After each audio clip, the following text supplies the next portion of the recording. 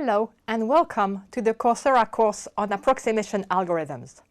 This is a two-part course and I would like to tell you about the first part of this course.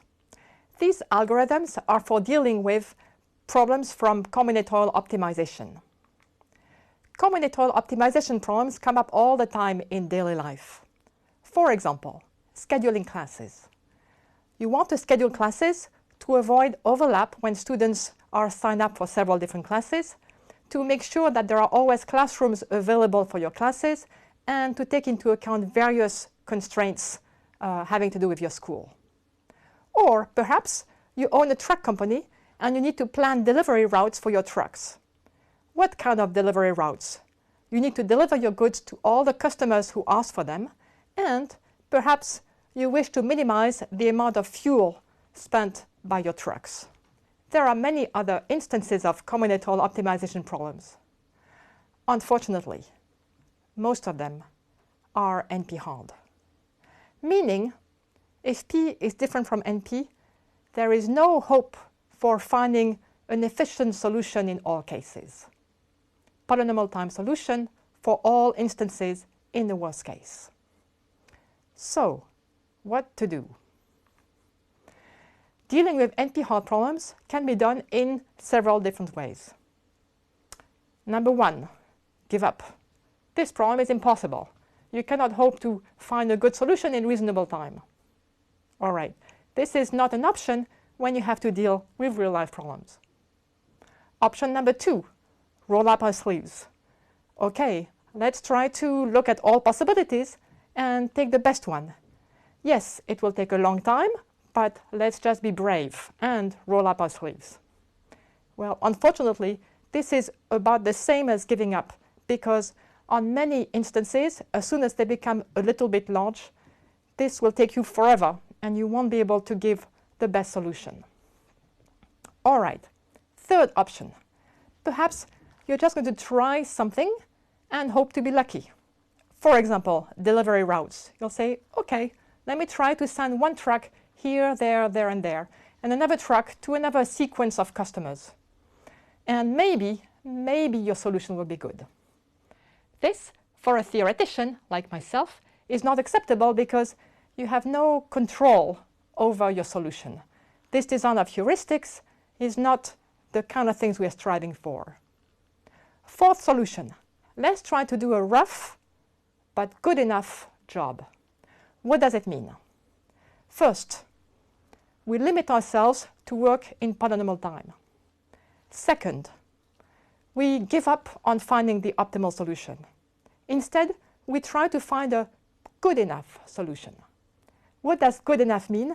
It means there's a certain objective we have in mind, and our goal is to find a solution whose value is not too much worse than the optimal solution, provably within a small factor of the optimal solution. So, how do we go about designing approximation algorithms? First, we recognize that real-life problems are too complex. This is out of our reach for most real-life problems.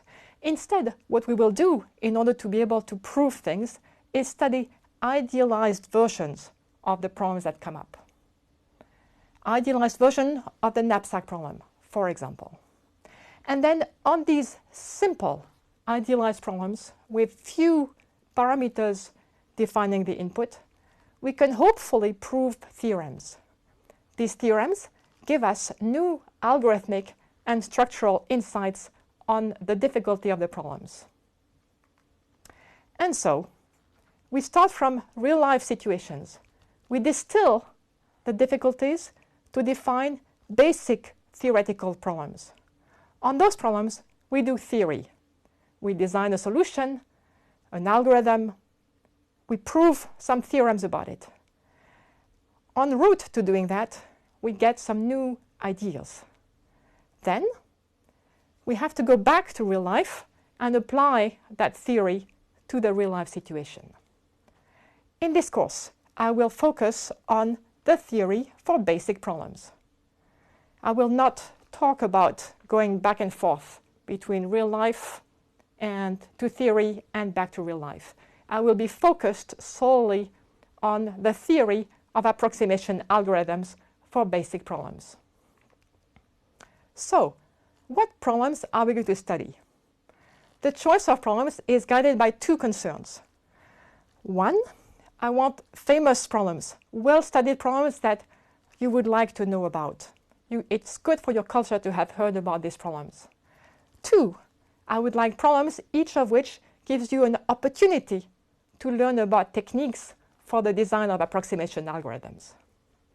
In this part of the course, the first part of the course, there are 5 chapters corresponding to 5 problems, 5 different techniques in the design or in the analysis.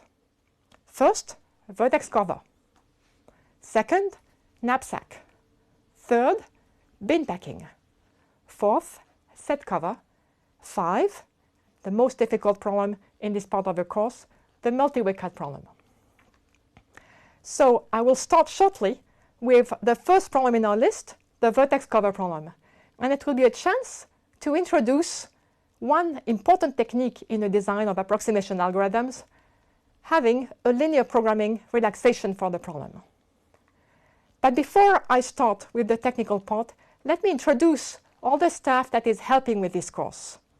Vincent Cohen-Haddad, Frédéric Malmantren, and Victor Verdugo, the 3 teaching assistants. Unfortunately, Victor is here, Vincent is here, but Frédéric is not here today. He's out sick. But Vincent and Victor can both introduce themselves. Vincent, would you like to say a few words about yourself? Sure, thanks. Hi, I'm Vincent Cohen-Haddad. I'm a PhD student here at ENS, working on approximation algorithm. I'm very happy to be a teaching assistant for this Coursera MOOC. Thank you, Vincent. Victor, would you like to say a few words about yourself? Hola, I'm Victor Verdugo. I'm from Chile, and I'm currently working in Paris for my PhD thesis. I'm very glad to be part of this Coursera MOOC as teaching assistant. Thank you, Victor. Let me also mention our film director, Nordine Méziane, and our cameraman, Joe Parvedi, who unfortunately are both camera shy.